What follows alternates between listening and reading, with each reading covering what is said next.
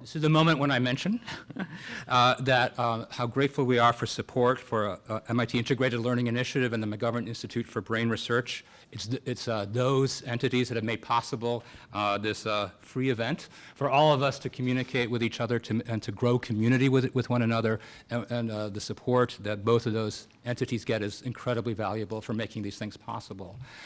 And lastly, I want to leave you with two things. One is a bit of burden, if I can, which is, meetings like this are great. We share thoughts, we share feelings. I'm really, really hoping that if we reach out to the email list we have of attendees, we'll have a couple of success stories, like Mark said, of relations you didn't have before, partnerships you didn't have before, inspirations you didn't have before. Because we have a lot of work to do, right? So we want to have this meeting grow something extra that's mutually supportive in the mission we have to help kids learn to read effectively. Now, the last thing before you go to the reception is sometimes, we've talked today about the inequity of early education for young children and the impediment it can be for their future success in academics and prosperity. And early childhood has become identified as an impactful time to intervene. We heard about that, the importance of early speech for school readiness and learning to read.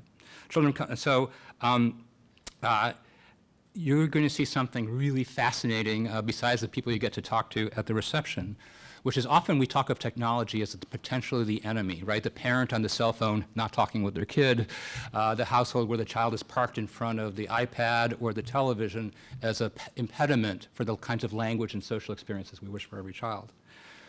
But some really interesting things are happening in technology, and Cynthia Brazil and her colleagues will show you from the personal robots groups. We'll show you social robots, okay? We know AI is coming, we know robots are coming. Let's see, and I think this is one of the most interesting lines of work around MIT for consideration of how technology may become a partner for enhancing educational opportunities for all children.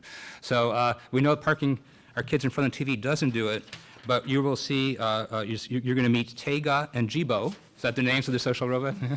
Out in the hall, and you can interact with them. And so, an MIT dream is that an additional factor that could be a positive is, where we can exploit technology to make up for what are extremely difficult social, issues that are hard to change. So thank you so much for your wonderful participation, and I enjoy seeing you at the reception. Thank you very much.